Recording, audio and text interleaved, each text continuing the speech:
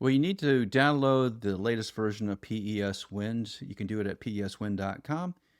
Great articles. The front cover has Hella Service on it. We were with Hella Service not long ago, checking out their capabilities. But the article I want to highlight this week is from Pemamek. And we met with Pemamek at Wind Europe in Copenhagen a couple of weeks ago now. Rosie was there too. And they are a Finnish manufacturing automation company. They do a lot of the monopiles, and they're helping automate double XL monopile manufacturing. And Joel, when I was there, the Pemamek people were showing me some of the welds that they do, and it's an automated welding process, but they're welding really thick steel. Steel thicknesses up to, in American terms, 7 inches thick. That is a complicated weld to do, and I think it can only be done with the robots. Uh, but they're having a lot of success. Pemamek is having a lot of success because they have all the technology, and it's a family-owned company.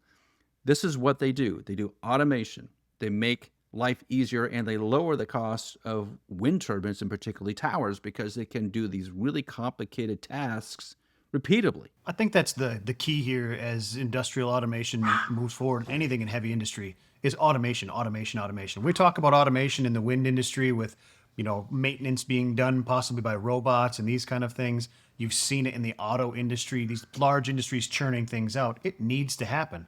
And one of the reasons being is if you're doing really complicated stuff like welding something that thick or welding anything in over and over and over again, good welding technicians are hard to find.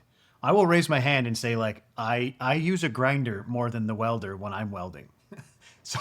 So that's pretty commonplace, right? So if we want to be able to scale anything for offshore infrastructure with large components, or onshore for that matter in wind, automation has to be part of the solution as we move forward. And these guys are making it happen. Yeah, it is a area where Pemamek is driving the industry.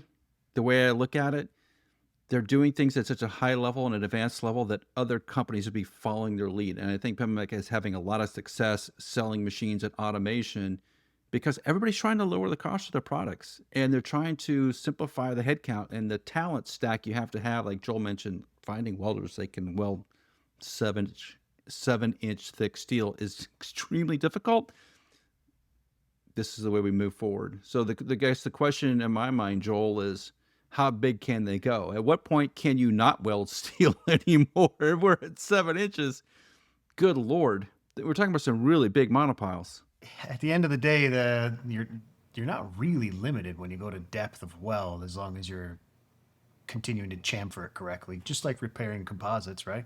But how big do we need to go? 7-inch thick weld. I mean, that's going to carry basically anything, Yeah, they're making, 15-meter diameter tower sections, of which they can't get steel big enough when they roll it, which Pemamek's involved with also. So you can't roll a ring. You have to weld the sections together, and then you roll the assembly together. It is a lot more complicated. And when we watch offshore wind projects go up and think, oh, it's just another piece of steel that's going in the water.